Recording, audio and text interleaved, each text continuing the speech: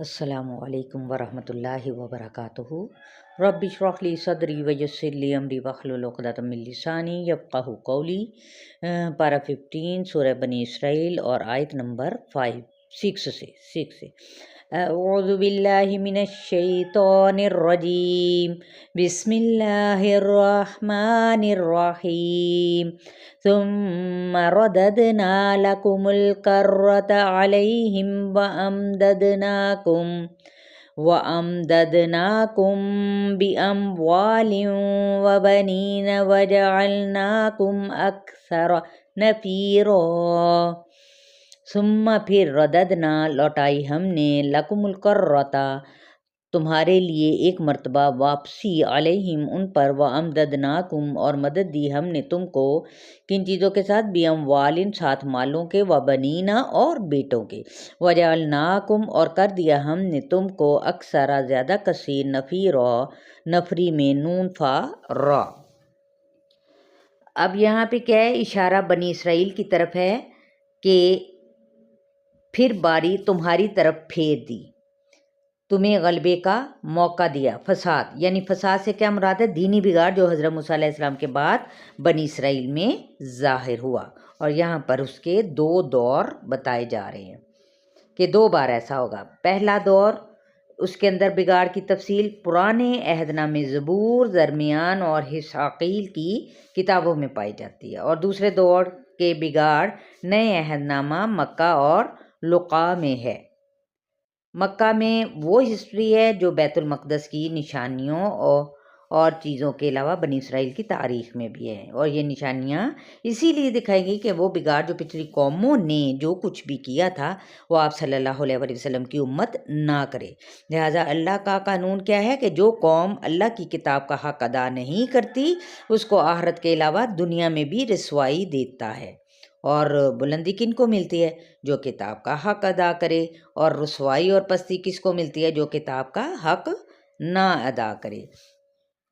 تو اس کا حق نہ دینے کا نام ہی فساد ہے، اور بنی اسرائیل کے بگاڑ سے پہلے ہی علامہ اقبال نے بھی کہا تھا کہ وہ زمانے میں معزز تھے مسلمان ہو کر، اور تم خوار ہوئے تارکِ قرآن ہو کر۔ ان احسنتم احسنتم لانفسکم وان اسأتم فلها فاذا جاء بعد الآخرة ليسوءوا وجوهكم وليدخلوا المسجد كما دخلوه أول مرة وليتبروا ما علوا تتبيرا۔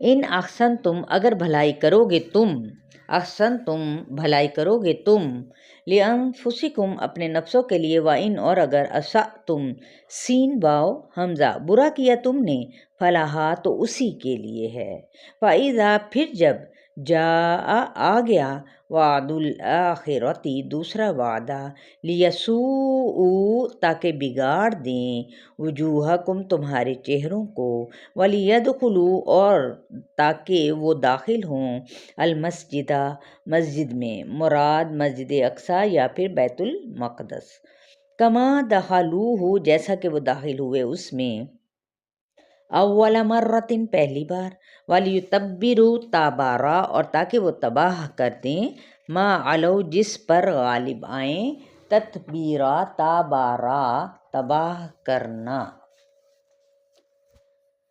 اب یہاں پہ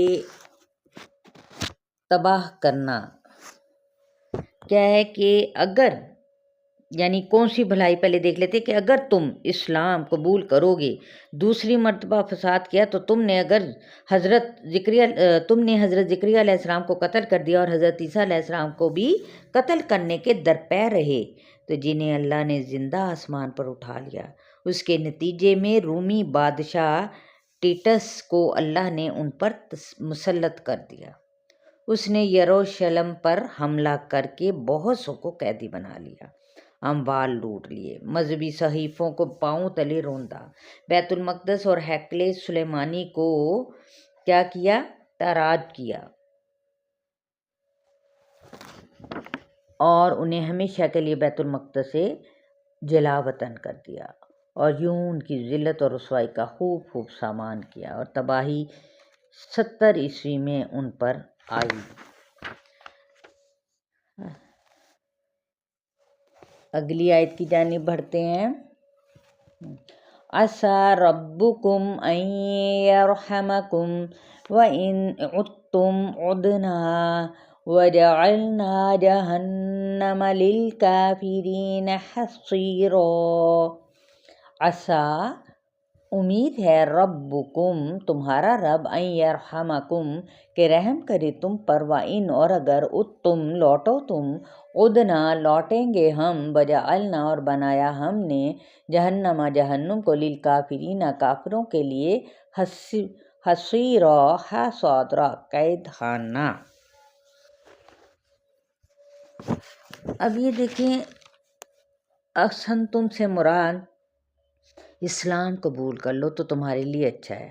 کب رحم کرے گا؟ اگر تم نے پھر توبہ کر لی، اور اگر تم پھر برا کرو گے تو اس کی بھی شامت بھگتو گے۔ اور اس کے علاوہ اس کے اندر جو میں مختصراً آپ کو بتانا چاہوں گی کہ ایک اصول ہے، کہ وہ اصول کیا ہے کہ کوشش کرو کہ گفتگو کی جائے یہ جاننے کی کہ اس سے کیا فائدہ ہو سکتا ہے۔ جب تک ہم قرآن کے ساتھ نہ جڑیں گے مسائل کا حل نہیں مل سکتا۔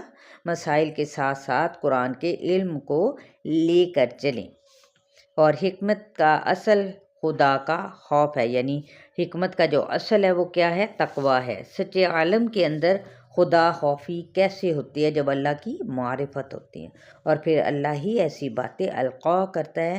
اس کے لیے جو عالم ہو لازم ہے کہ وہ اللہ کا ذکر کرنے والا ہو اور عمل بھی ہو۔ اگر ہمارے اندر قرب الہی ہے تو پھر اللہ کی دی ہوئی کتاب بھی سمجھ آ جائے گی۔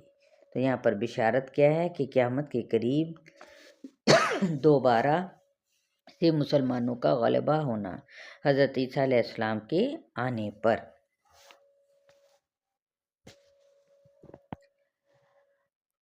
ان ھذا القرآن یہدی للتی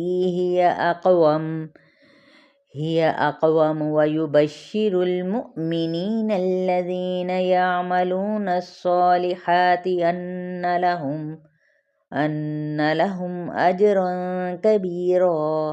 ان ھذا بے شک یہ، القرآن قرآن، یہدی رہنمائی کرتا ہے، للتی اس چیز کے لیے، ہی وہ جو، اقوام سب سے زیادہ درست ہے، ویبشر المؤمنین اور خوشخبری دیتا ہے اہل ایمان کو، الذین وہ لوگ جو، یعملون الصالحات عمل کرتے ہیں اچھے، ان لہم بے شک ان کے لیے، اجرن اجر ہے، کبیرہ بہت بڑا۔ یعنی کون سا راستہ؟ توحید پر مبنی راستہ، اللہ کی معرفت کا راستہ۔ اور کون سی خوشخبری؟ کون سے مومن؟ جو اچھے کام کرتے ہیں۔ دنیا میں میرا کیا حصہ ہے؟ بس یہی ہم نے خیال رکھنا۔ آیت نمبر 19 تک آپ لوگوں کا لیسن ہے۔ السلام علیکم ورحمۃ اللہ وبرکاتہ۔